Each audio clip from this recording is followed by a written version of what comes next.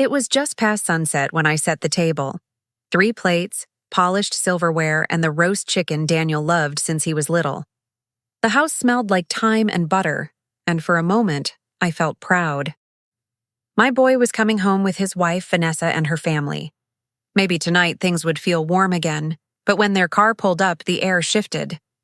Vanessa stepped in first, perfume sharp and voice louder than needed. "Oh, the smell of old recipes," she laughed, glancing at her mother.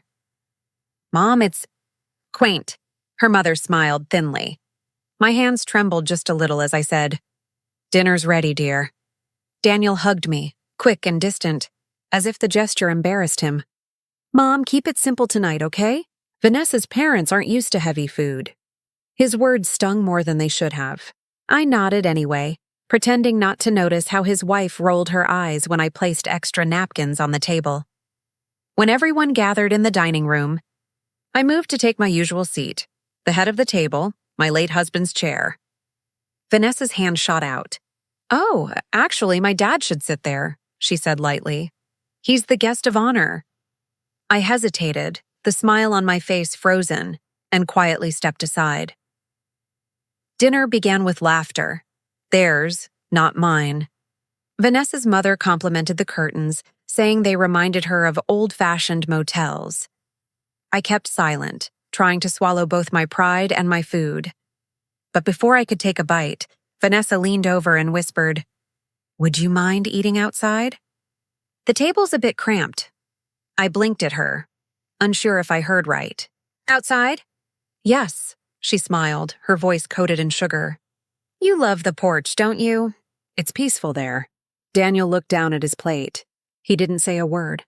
The clinking of forks filled the silence, so I picked up my plate and walked out to the porch. The night air was cool, the old light flickering above me. I sat on the wooden chair, the same one I used to rock Daniel to sleep in when he was small.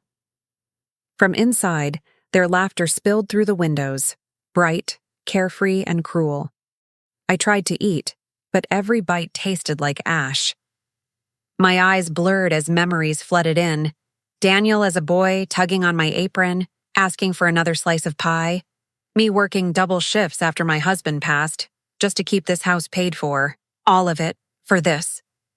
The door creaked open behind me. For a heartbeat, I thought Daniel had come to his senses, but he only stepped halfway out, his face blank. "Mom," he said quietly, "please don't make a scene tonight." He closed the door before I could answer.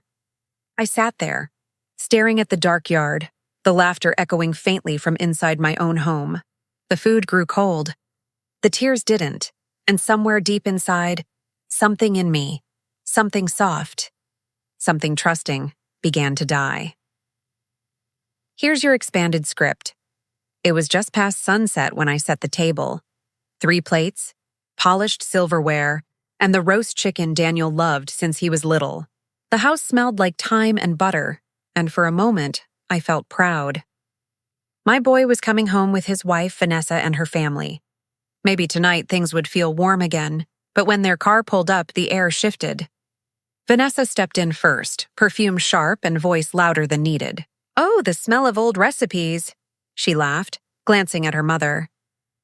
"Mom, it's quaint." Her mother smiled thinly.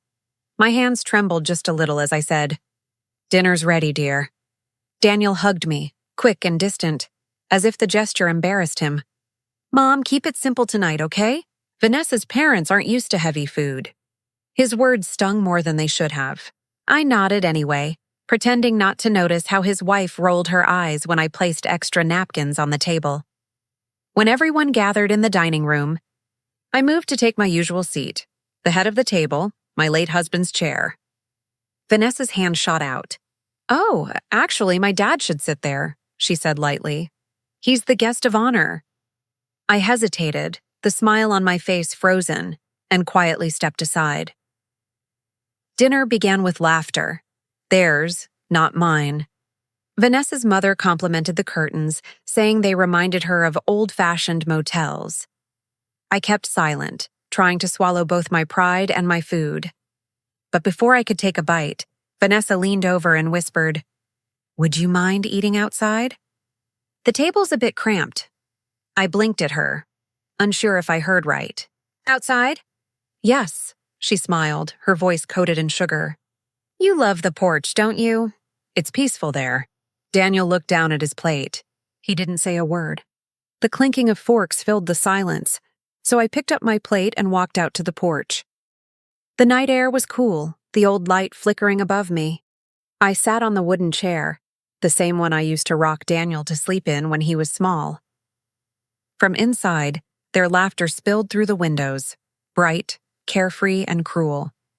I tried to eat, but every bite tasted like ash.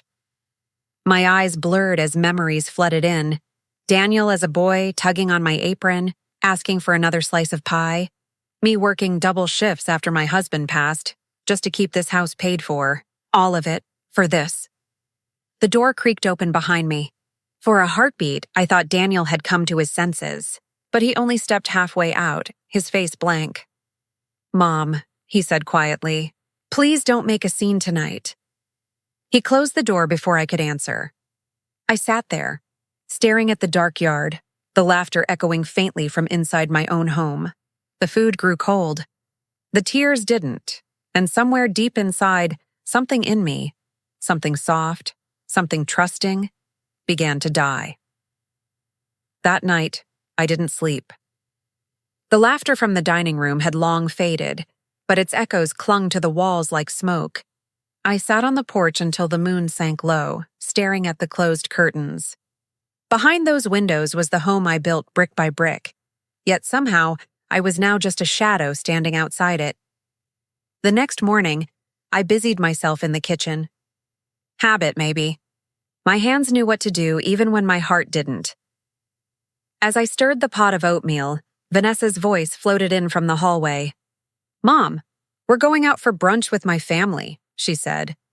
She always called me Mom, but the word felt hollow, like a title she wore for convenience.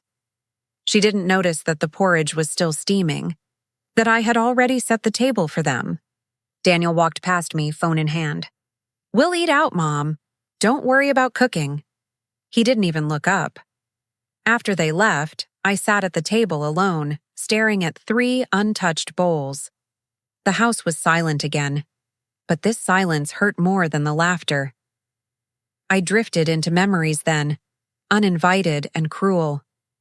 I remembered selling my gold bangles, the ones my husband gave me on our 10th anniversary, so Daniel could pay the down payment for this house. He had just gotten married, trying to build a life. I told him, a mother's jewelry can shine again, but her child's dreams must never dim. Back then, Vanessa had smiled sweetly and called me Mama. I thought she truly cared. A sudden giggle snapped me back. They had returned early. I heard voices from the living room. Vanessa's mother was speaking loudly, not realizing I was in the kitchen. Honestly, dear, that old woman doesn't fit here. The furniture, the decor, everything screams last generation.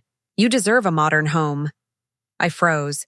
Vanessa's voice followed, playful but sharp. I know. She keeps saying our house like she built it. Daniel's just too sentimental. Their laughter rolled through the house, bright and careless. I stepped back quietly, pressing my palm against the wall to steady myself.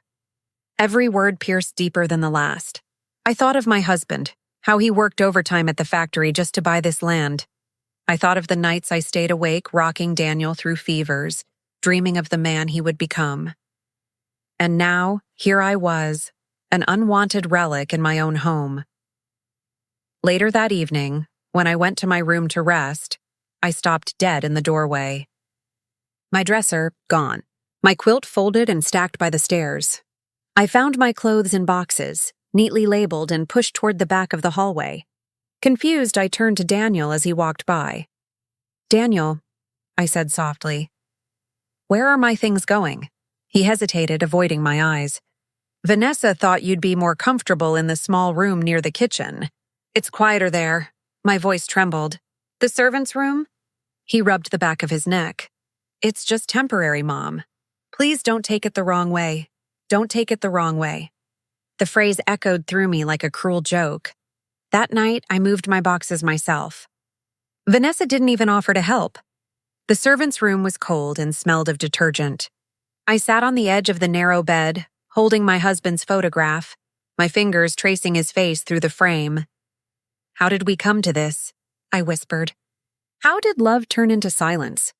From the hallway, I could hear Vanessa's laughter again, soft, mocking, like a reminder that this house no longer belonged to me. For the first time, I didn't cry. I just sat still, staring at the ceiling, listening to the sound of my own heartbeat.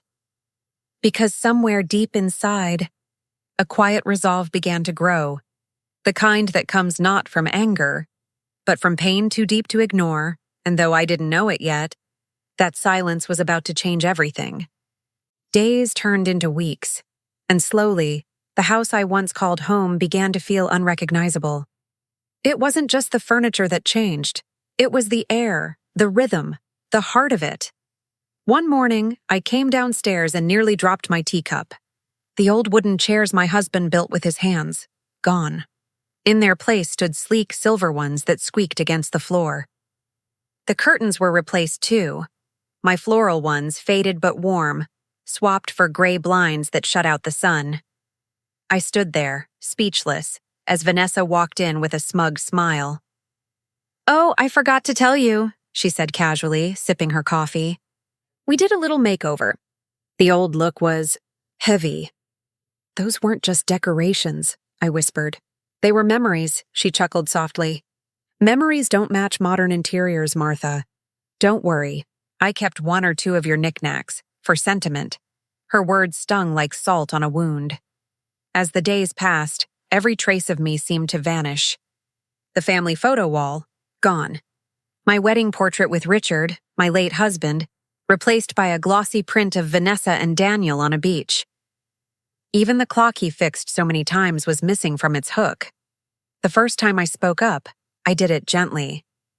"Vanessa, dear, could we maybe keep Richard's chair in the living room? It means a lot to me." She tilted her head, feigning sympathy. "Martha, you had your time here. But now this is our home. Let us make it ours." The way she said ours made something tighten in my chest. I wanted to argue, to remind her who paid for this house, whose sweat and sacrifice built these walls. But Daniel walked in at that moment, wrapping his arm around her. "Vanessa's right, Mom," he said softly. "You've done enough. Let us take care of things now. Take care of things." It sounded like he was asking me to fade away. That night, my best friend Gloria came by. She had known me for over 40 years. We'd worked side by side at the diner when our husbands were alive. She took one look around and frowned. "Where's the photo of Richard's graduation suit you sewed by hand?" I tried to smile. "Packed away somewhere, I think. Vanessa's redecorating." Gloria's eyes softened. "Honey, they're not redecorating. They're erasing you." Her words cut deep, because I knew she was right. I'd just been too afraid to face it. She sat beside me, her hand covering mine. "You need to stand up for yourself, Martha. Don't let them take everything from you. Not your space, not your dignity." I looked at her, tears welling. "He's my son, Gloria. Maybe he'll realize what's happening." She sighed, shaking her head.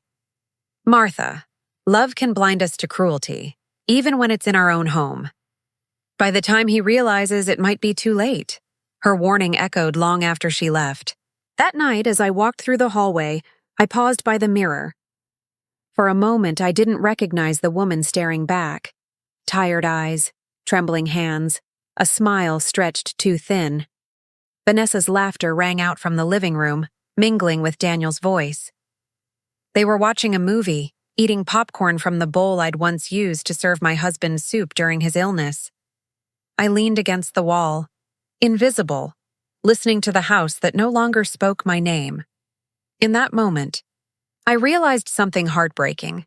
I hadn't just lost my place in the house. I had lost my place in my son's life. But what I didn't know then was that the very walls that heard my silence would soon witness a betrayal I could never have imagined. It was a warm Sunday afternoon when the neighborhood ladies came by for the annual garden tea. I had hosted it every year since Daniel was a boy, a small gathering filled with laughter, cookies, and the scent of jasmine. But this year, Vanessa insisted on taking over. "Mom, let me handle it," she'd said sweetly. "You can just relax. Relax."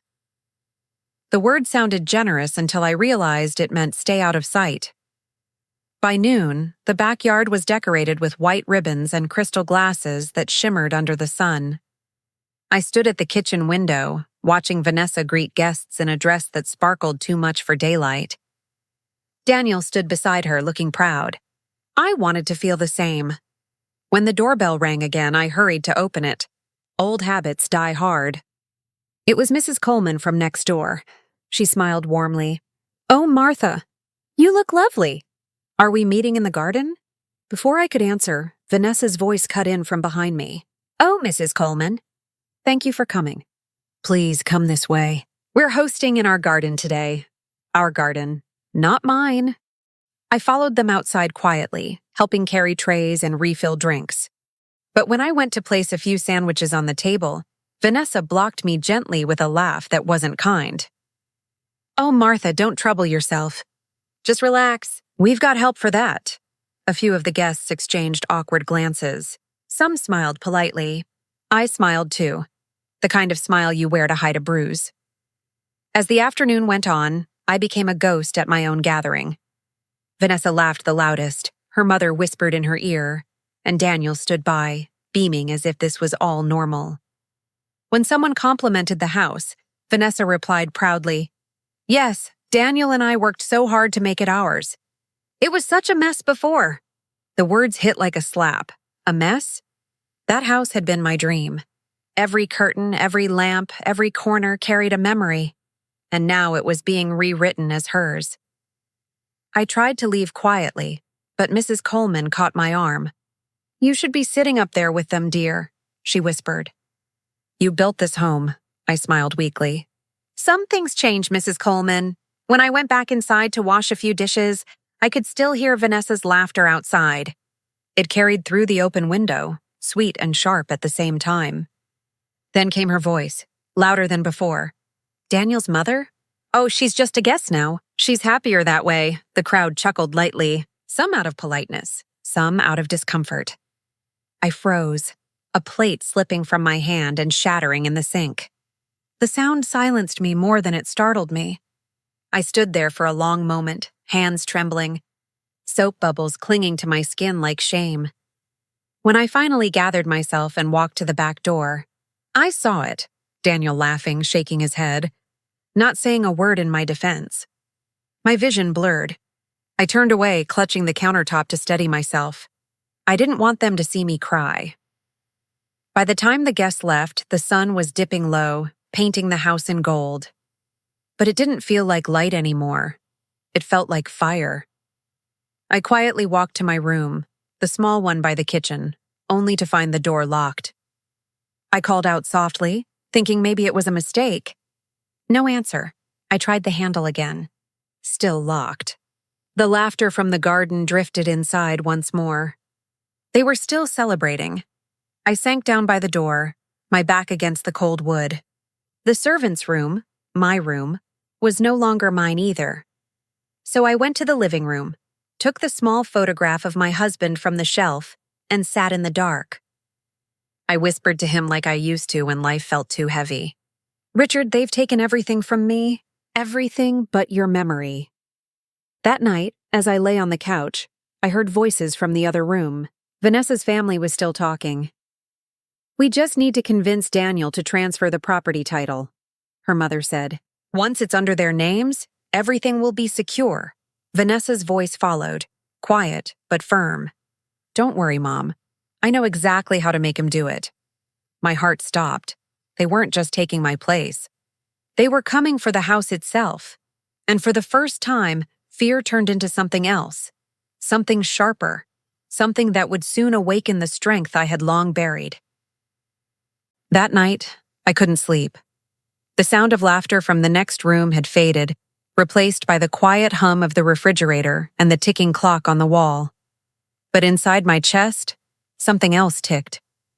Something colder, heavier. Their words echoed in my mind. Once it's under their names, everything will be secure. Secure for whom? Not for me. I stared at the ceiling, my husband's photograph clutched to my chest. "Richard," I whispered, "you built this home with your bare hands. You said it would always be mine, our family's shelter. Did you ever imagine it would turn into my prison?" At dawn, I rose before anyone else. Years of being a mother had trained me to move quietly, to do what needed to be done before the world woke up. I made tea, sat at the kitchen table, and stared at the sunlight spilling through the curtains. Everything looked peaceful. The blue china cups, the hummingbirds outside, but peace can be the cruelest disguise. Then I noticed something strange, a folder slightly sticking out from beneath a stack of Vanessa's fashion magazines on the counter. I reached for it hesitantly. Inside were legal documents, some for house maintenance, others I didn't recognize. My hands trembled as I flipped through them until I saw it. Property transfer form. My name was there, written faintly in the previous owner line. And below it, a blank space waiting for my son's signature. I froze. The blood drained from my face. They were planning to make it look like I had already agreed. My stomach turned cold.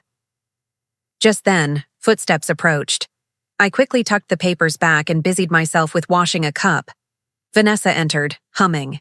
She looked surprised to see me awake. "Oh, you're up early," she said lightly, opening the fridge. "I thought you liked sleeping in these days," I forced a smile. "Old habits," I murmured. She poured herself orange juice and leaned casually against the counter. "Daniel's been meaning to talk to you about arrangements. You know, just to make things easier for all of us. Don't worry, we'll take care of you. Take care of me."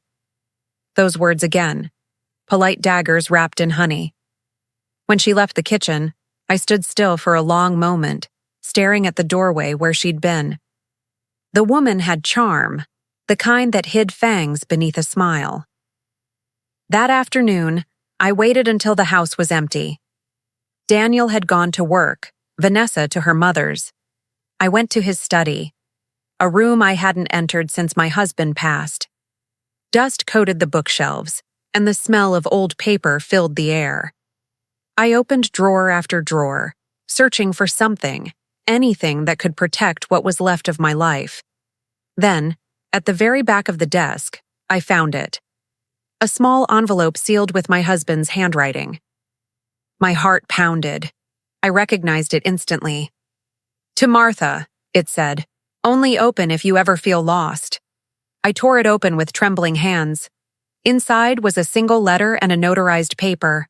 The letter read, "My dearest Martha, if you are reading this, I know the days have become harder than I wished for you.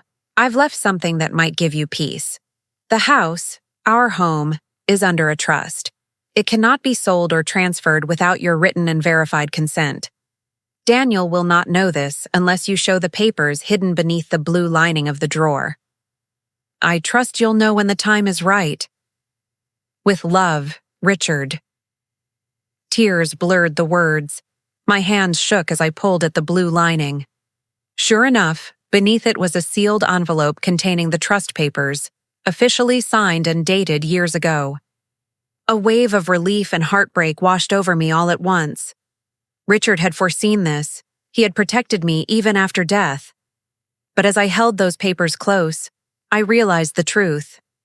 Daniel and Vanessa had already started the process. They had gone too far to back out gracefully. When they returned home that evening, I sat in the living room, the trust documents hidden beneath a cushion. Vanessa was laughing again, talking about redecorating. Daniel kissed my forehead absent-mindedly and said, "Mom, we'll have to meet the lawyer tomorrow. Just a small update about the property." I looked up at him quietly. "You mean my property?" He hesitated, eyes darting to Vanessa. "Mom, please, don't make this difficult. It's just paperwork." "Paperwork?" I said softly. "Like the one I found this morning?" Vanessa's face stiffened for a moment before she forced a smile. "I think there's been a misunderstanding." "No," I said, standing slowly. "For once, I understand everything perfectly." The room went silent. Daniel looked between us, confused and guilty all at once. "Mom, what are you saying?" I met his eyes, my voice trembling but firm. "I'm saying your father protected this house, from greed, from betrayal, and from anyone who forgets what family means. And I'm not giving it away." Vanessa's smile vanished. For the first time, she didn't have a clever reply. I walked past them both, the papers clutched tightly in my hand. That night, as I locked my bedroom door, I whispered to the photograph on my nightstand. "You were right, Richard. Love can blind, but truth sets the soul free." Outside, the house stood silent, but it no longer felt like their victory. For the first time in a long while, it felt like mine again. The next morning, the house was wrapped in uneasy silence. Even the birds outside seemed hesitant to sing. I could hear Daniel pacing in the living room, slow, uncertain steps, like a man searching for something he didn't yet understand. Vanessa's voice cut through the stillness. "Daniel, don't let her guilt trip you. She's confused. It's what old people do when they feel control slipping away." I stood at the top of the stairs listening. My heart ached, not from anger, but from exhaustion. Every word she said was another layer of dust settling on the boy I once raised. "Stop, Vanessa," Daniel said finally, his voice low. "Enough," I froze. It was the first time he'd ever interrupted her. Vanessa blinked, taken aback. "Excuse me?" He ran his hands through his hair, sighing. "You've been saying a lot of things lately, about my mother, about this house, and I've just gone along with it. Maybe I shouldn't have." I held my breath, afraid to move, afraid to hope. She scoffed. "So now I'm the villain because your mother plays innocent?" Daniel turned away, his voice softer. "You know, last night she said something about Dad protecting this house. About a trust." Her face stiffened. "She's making that up." "She's old, Daniel. She probably found some random paper and she's not making it up." His words hit the air like thunder. He reached into his jacket pocket and pulled out a small folded paper. The trust document. I hadn't realized he'd found it after I went to bed. "She left it on the kitchen table." He continued quietly. "It's real, Vanessa. It's all legal. Dad did it years ago. He wanted to make sure Mom would always have this home." Vanessa's eyes widened, her mask cracking for the first time. You went through her things?" Daniel's tone hardened. "No, I went through my conscience." He sank into the couch, rubbing his temples. "God, what have I done? I let you convince me my own mother was in the way. That she was an inconvenience." His voice broke slightly. "I heard her cry last night, Vanessa. Quietly. She thought no one could hear." The silence that followed was thick, unbearable. When I finally walked downstairs, they both turned toward me. I looked at my son, his face pale, eyes red-rimmed, but there was something new there. Clarity. "Daniel," I whispered. He stood immediately, stepping toward me. "Mom, I'm so sorry." His voice trembled. "I don't know what happened to me. I kept telling myself I was helping, but I was just blind. I forgot who raised me." I touched his cheek gently, the way I did when he was a little boy after a nightmare. "You forgot for a while," I said softly. "But you remembered. That's what matters." Vanessa folded her arms, her voice sharp again. "So that's it? You believe her? After everything we planned?" "Daniel, think. We needed that house money to what?" He snapped. "To live easier? To buy things we don't need? To build a life on my mother's heartbreak?" She stepped back, stunned. "I married you because I thought you had a good heart," he said, his tone quiet but cutting. "But I see now, you only loved what came with me." Vanessa's lips trembled. "You're choosing her over me?" Daniel's eyes filled with tears. "I'm choosing what's right." She stormed out of the room, slamming the door so hard the sound echoed through the house.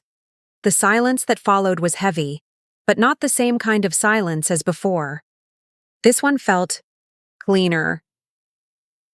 Daniel turned back to me, sinking to his knees like a man begging forgiveness not just from his mother, but from his own soul. Mom, I don't deserve your forgiveness. I've been so blind. I smiled through my tears, cupping his face. You're my son, Daniel. A mother's heart breaks, but it never stops loving. He closed his eyes, tears streaming down his cheeks. Later that evening, as the sun began to set, Daniel and I sat on the porch, the same porch where I'd once rocked him to sleep. He rested his head against my shoulder. I want to fix everything, he said quietly. Not just the papers. I want to make this a home again, I smiled faintly. Then start by remembering what this house stood for. Family, kindness, and love that isn't for sale. He nodded, looking out at the golden sky. I will, Mom. I promise. As the light faded, I glanced toward the gate where Vanessa's car had disappeared hours earlier. Something told me she wasn't gone for good. People like her never leave quietly, but for that one evening I allowed myself peace. The truth had finally cracked through the lies. My son's heart, once shadowed by influence, had found its light again. Inside the house, the ticking clock continued, steady and calm. For the first time in months, the sound didn't ache. It sounded like healing. The evening was quiet, painted with a soft orange glow that spilled through the lace curtains. The house smelled of fresh herbs and roasted chicken. Simple, comforting, the way it used to. I stood in the kitchen, stirring the gravy slowly, my hands trembling, not from age this time, but from emotion. Every sound, the simmering pot, the clinking cutlery, felt sacred. Tonight wasn't just another meal. It was a circle closing. The doorbell rang. When I opened it, Daniel stood there in the rain again, but this time he wasn't broken. He was humbled. His eyes, red but clear, carried the weight of lessons learned. Mom, he whispered, holding a small bunch of flowers. I thought you might like these. I smiled, taking them gently. You remembered I love lilies, he nodded, stepping inside. The warmth of the home wrapped around him like forgiveness itself. For a moment, neither of us spoke. The silence between us was no longer painful. It was peaceful. I made dinner, I finally said. Just like old times. He smiled softly, almost shyly. Smells like childhood. I led him toward the dining room, but instead of the grand table inside, I opened the porch door. A small table sat outside, set for two. The same porch where I'd once been made to eat alone. Daniel froze, emotion flooding his face. Mom, you set it out here? I nodded. Yes, I thought maybe this time we could eat together, where everything broke once. Maybe it can heal here too. For a second, he just looked at me, eyes glistening. Then he pulled out a chair for me, the same simple gesture I'd longed for once. As we ate, the cool night air brushed against us. There was laughter, quiet, genuine. Between bites, he told me about his plans to rebuild his business. Not for wealth this time, but for purpose. He hesitated before speaking again.